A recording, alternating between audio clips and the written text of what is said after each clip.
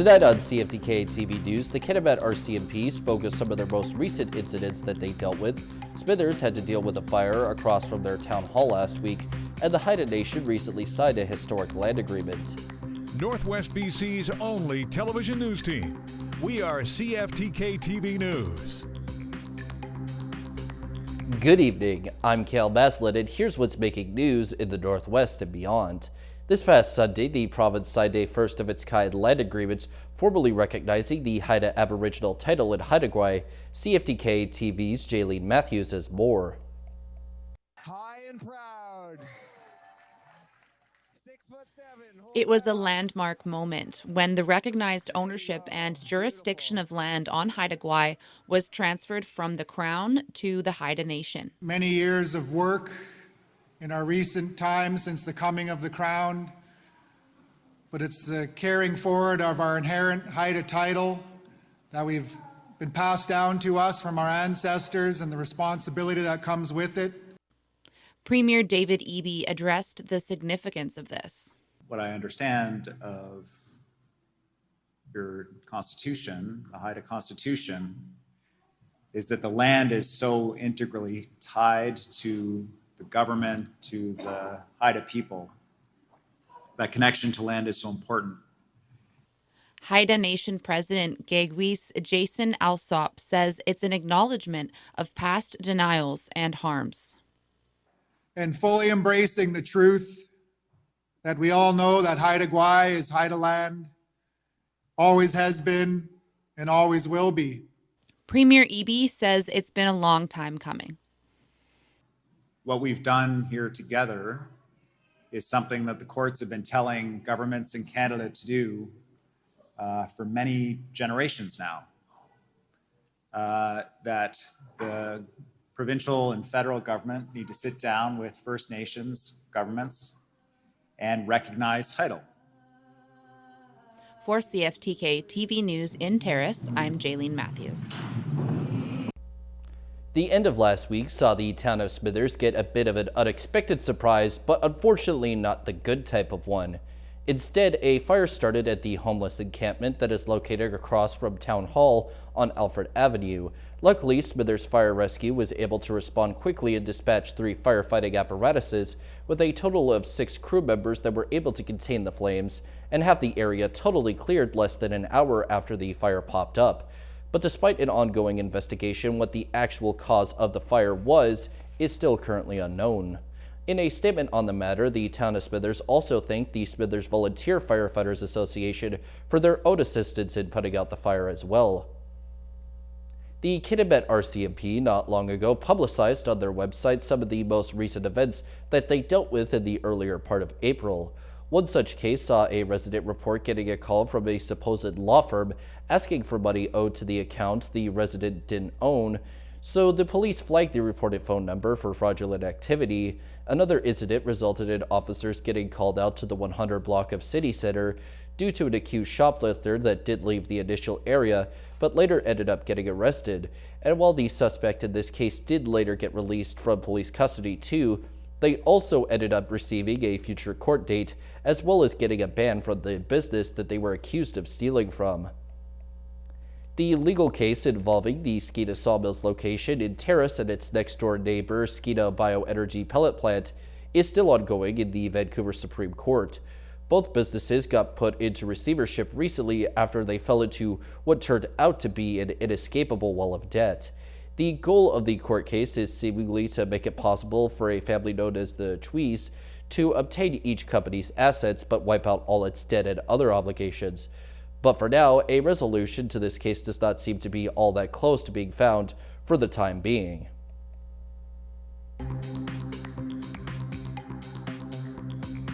Coming up next, a new transition home is opening in Kitimat.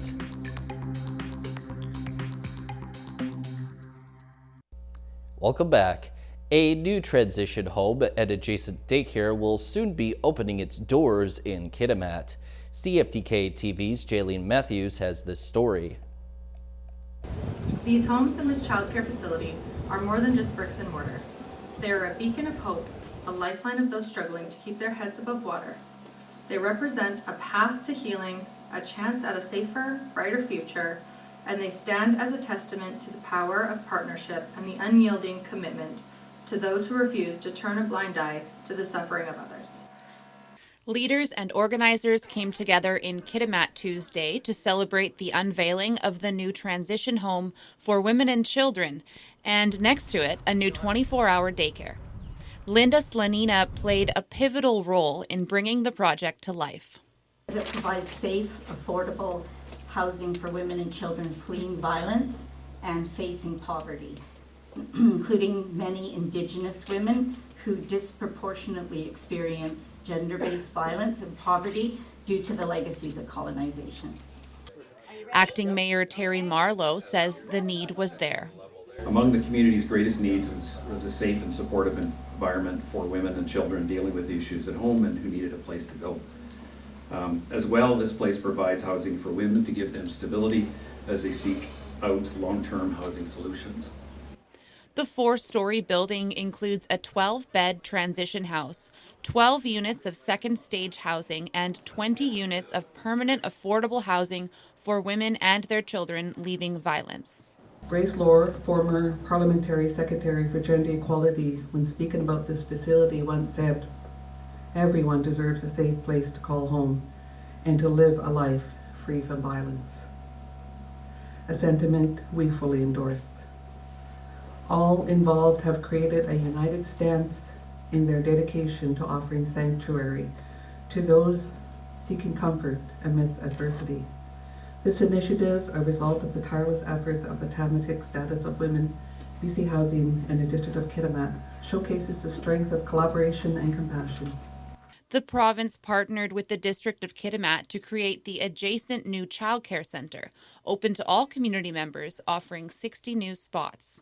The District of Kitimat will work with the Haisla Nation to ensure Indigenous culture, language, and protocols are consistently incorporated. So let us come together and vow to continue this vital work until no woman or child stands in fear within our community. Let us show the world what happens when a community comes together to heal its wounds and build a future of hope and possibility. Thank you all, and congratulations to everyone who has made this incredible project a reality. For CFTK-TV News in Kitimat, I'm Jaylene Matthews. Vancouver police admit that they're getting a lot of questions about the city's safety, as lately a series of violent attacks, some of which happened to be deadly, have spiked in a rather short amount of time.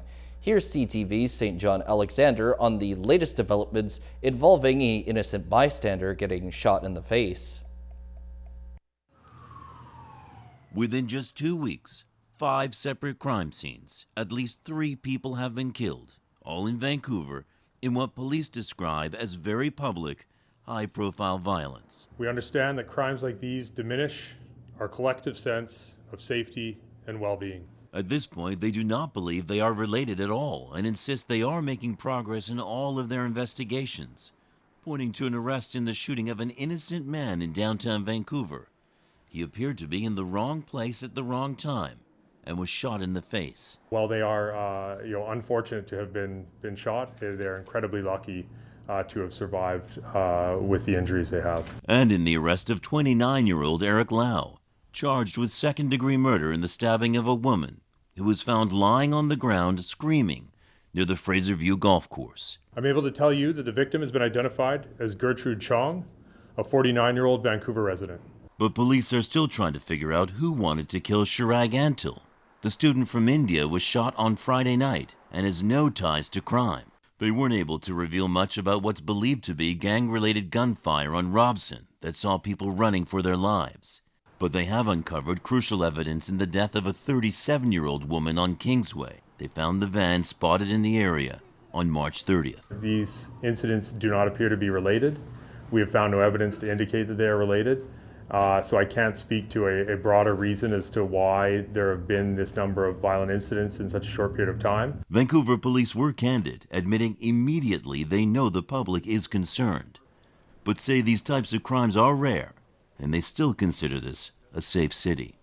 St. John Alexander, CTV News, Vancouver. Turning to tonight's weather, the north coast is likely to be clear with a low of 3 degrees. The Terrace-Kitimat area will also be clear with a low of 2 degrees. And the Bulkley Valley and Lakes District should also be clear in the skies, while their low is down at -9 degrees.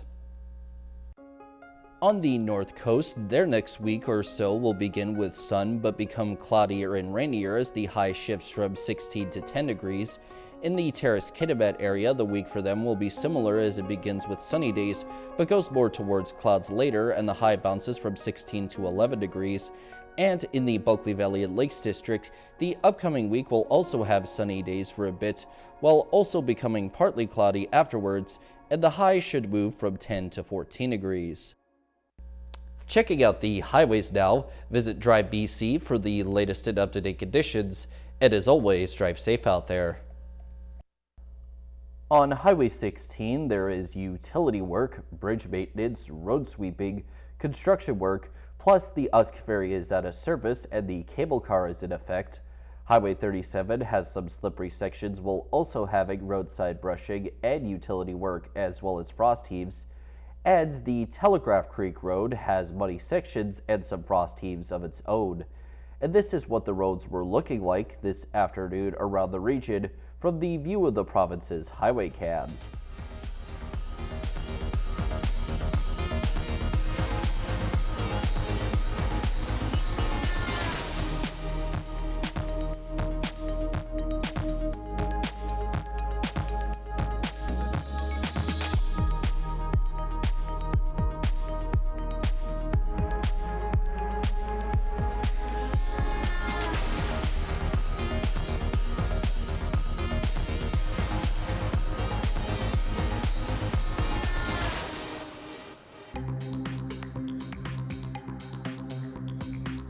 Still to come, Ottawa recently revealed its latest multi-year budget.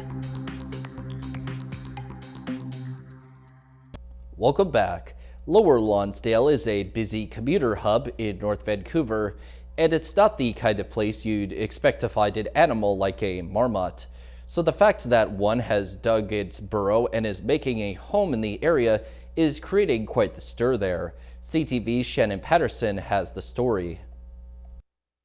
In this vacant lot in busy Lower Lonsdale, this hole is a clue something has been living here. Coming home from the gym, there he was, standing by his burrow. It was a yellow-bellied marmot. Les Robertson shot this video of the large rodent peering around outside its burrow 3 weeks ago. And when a friend posted it online, the marmot became a neighborhood sensation. Everyone seems to know about it and is quite excited about it. I guess because of its rarity. That's what we figured out. So we named him.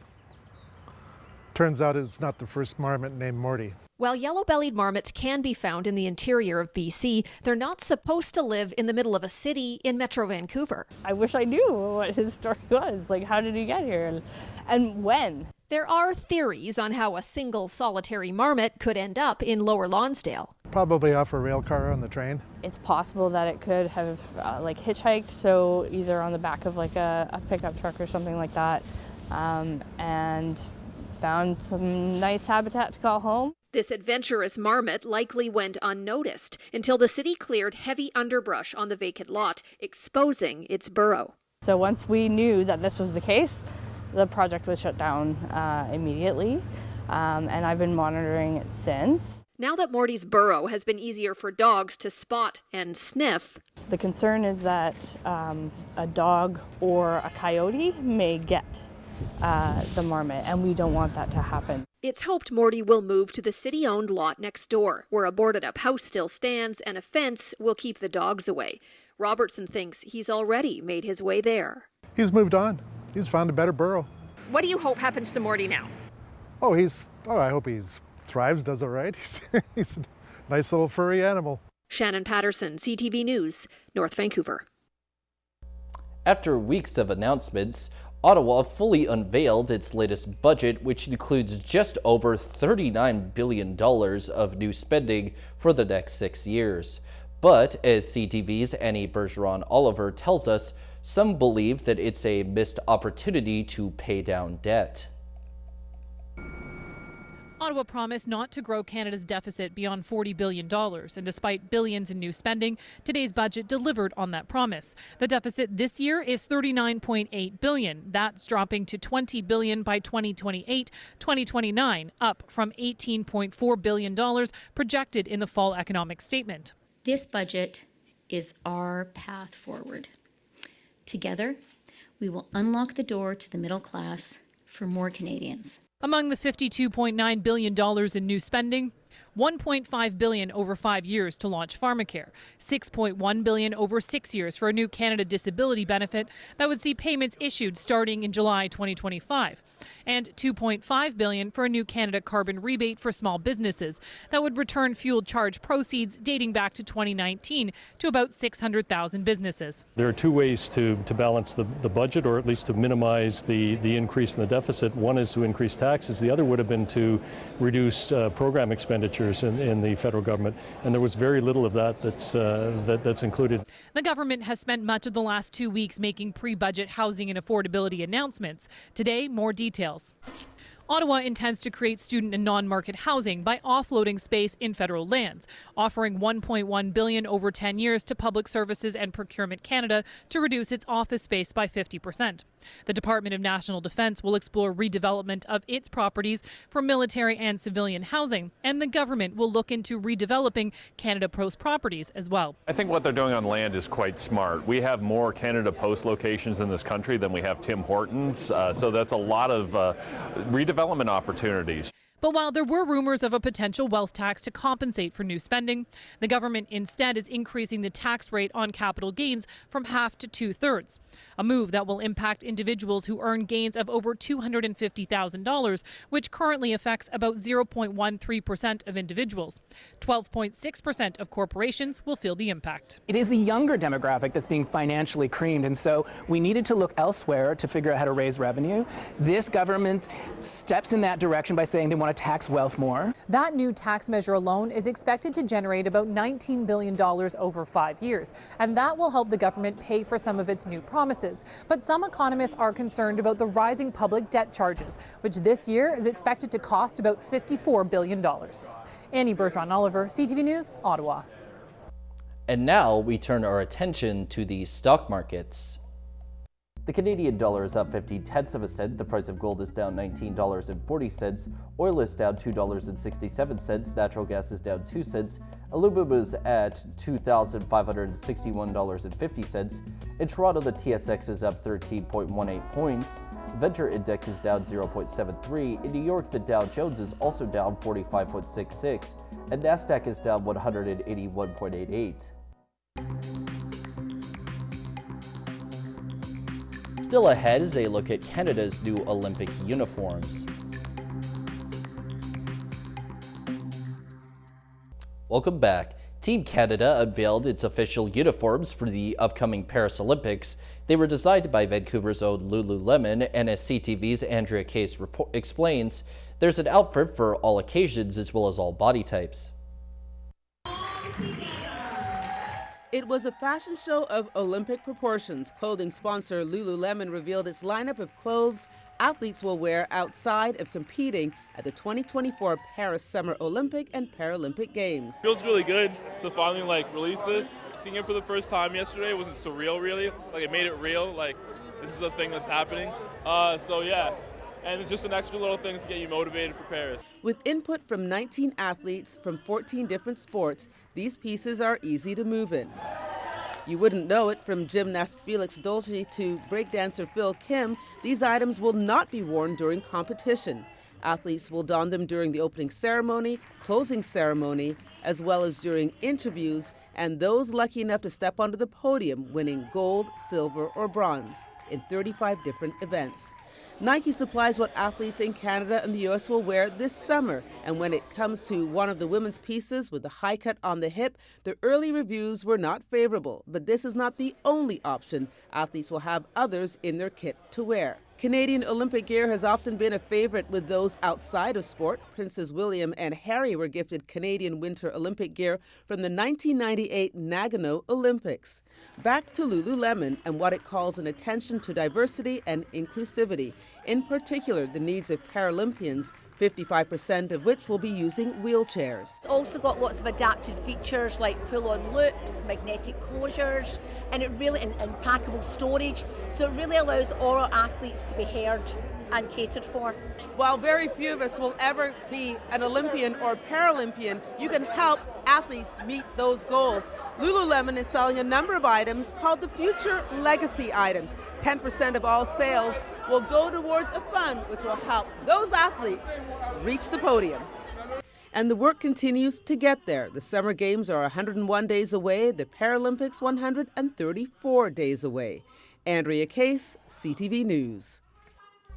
A recent study released by Simon Fraser University researchers revealed ants could provide a potential solution to preventing tick bites. A university statement said the study found ticks prefer avoiding ants, and even when they left, ticks would avoid the area that the ants were in.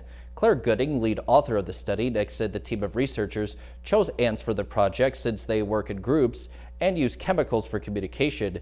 The team discovered ant pheromones were effective at repelling ticks, then worked with a synthetic chemist to recreate a substance that was also effective. The Department of National Defense says the arrival of a new ship at its home port at Esquimalt marks a milestone in the expansion of the Royal Canadian Navy's Arctic and offshore patrol fleet. A statement said the HMCS Max Bernays is the first Harry DeWolf-class vessel to permanently join the Pacific Fleet. The department says the ship enhances the Navy's ability to enforce sovereignty in Canada's western waters and better meet North's future defense challenges. The ship was built by Irving Shipbuilding in Halifax and first launched in October 2021. That's all our news for now. From all of us here at CFTK-TV News, I'm Cale Maslin, and thanks for watching. We'll see you next time.